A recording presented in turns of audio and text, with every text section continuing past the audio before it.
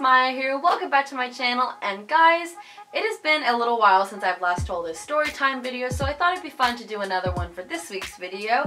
So today, I'm going to be telling you guys about the time I dropped my phone down an elevator. But if you've never been on my channel before, I'm MayaHennessey, and if you like what you're seeing, then please subscribe to my channel, click that little notifications bell, that way you'll always be notified whenever I make new videos. But let's not dawdle on anymore and get straight into the video. So, if you guys didn't already know, I am a dancer. I have been dancing competitively for about 7 years now, and if you don't know what competitive dancing is, basically, at least this is how my studio does it, we have auditions in the summertime. We find out what teams or groups we're going to be on. If you want to do a solo or a trio or a duo or something, you also find out that. And then we start classes in the fall. We learn the dances over time. Then we have a showcase in around January. And then February is when our actual dance competition season starts. We usually do about 4 to 6 competitions, regional competitions, and then we go to nationals. Nationals is kind of like the big shabam. It's like the end of the season. It's really, really exciting, and you get to compete your dances nationally, and you can win money, really big trophies, scholarships, all this really cool stuff. So I didn't go to nationals for the first year I started competing. Then my second year of competing, we were all invited to nationals, so I finally got to go my second year. But this year, it was traumatic. So one of my close friends and I, we'll just call her Sam for private reasons. So Sam and I were on our way up to nationals. It was about a 2-hour drive, and on the way up there we were using my phone, which at the time was the iPhone 4S, and we were making some videos on an app that some of you may know, VideoStar. So VideoStar was a really popular app back then. Basically, it was like a music video app where you could play some music and then make a music video to it, and you could add all these cool effects and stuff like that. So that's what we were doing on the way up. But it gets even better because we were in the car and we didn't have a lot of space or a lot of room to work with.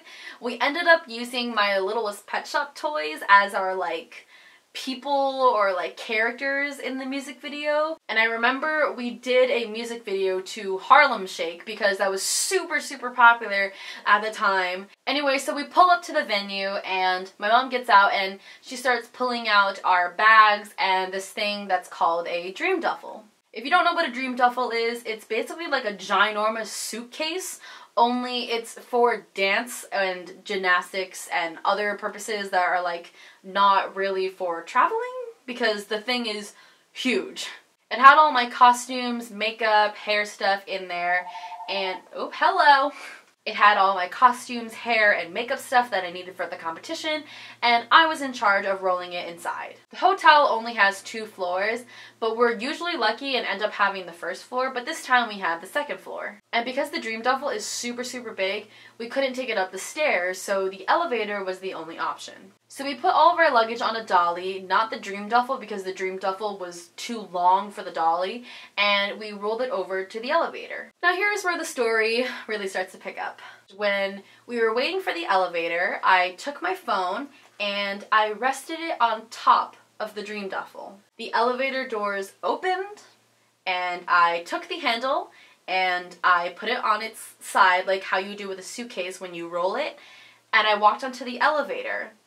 And all of a sudden, I hear this doom, you know the cartoon sound effect where something is falling from the sky and then it hits the ground, it kind of sounds like a whistle. I can't whistle, but it's boom. That's literally what it sounded like. And then it kind of hit me and I was like, oh wait, my phone! It turns out that when I put the dream duffel on its side, my phone slipped off the top and actually slipped down in between the little crack between the doors in the elevator. And I just started freaking out. I was crying, hyperventilating, I kept saying it was my fault, and I was so mad at myself. So my mom, while I'm screaming my head off, takes the phone and calls the front desk and calmly asks, hello? Yes, my daughter dropped her phone down the elevator. Is there any possible way we can get it back? And apparently the hotel was like, oh yeah, this actually happens a lot. What?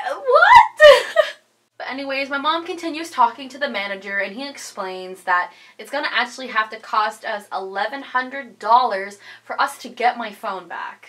And my mom's looking at me like, well, you know, we can get another phone if you wanted to. And I just kept screaming at her like, no, I don't want a new phone. I want that phone. It's such a good phone. I haven't saved anything, so if I got a new phone, all my data would be deleted. I was just freaking out. I did not want a new phone. I wanted that phone. So my mom was gonna go ahead and pay the money for me to get my phone back.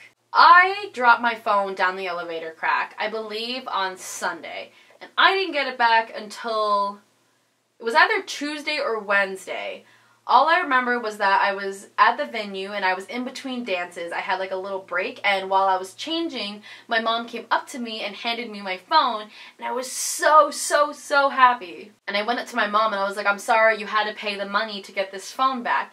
And my mom explains to me that apparently the hotel had a surprise engineer meeting, and the engineers or whoever they were actually going to go into the elevator to go and see if everything was working. So while they were down there, the hotel management was like, hey, some girl dropped her phone down there. If you find it, can you give it back to us? So while they were down there during their meeting, inspecting the elevator and stuff like that, they grabbed my phone and I got it back for free. But at the same time, it also didn't matter because 3 weeks later, I ended up shattering that phone to pieces. We've actually gone back to that hotel many a time since that incident happened, and I refuse to take the elevator. There was this one time, I believe 2 years after the incident, and we had a room on the second floor, and I just took the stairs. I didn't even care.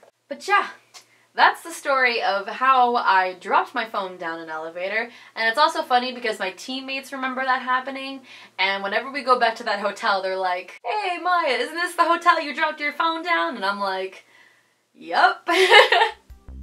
Well guys, that was my video. I hope you enjoyed it. If you did, give this video a big thumbs up, subscribe to my channel, click right over there to see my last video, and if you want to see behind the scenes or just more of me, then please check out my social media links down in the description box below. And always remember guys, when you're in the spotlight, strut your stuff, and I will see you in my next video. Bye!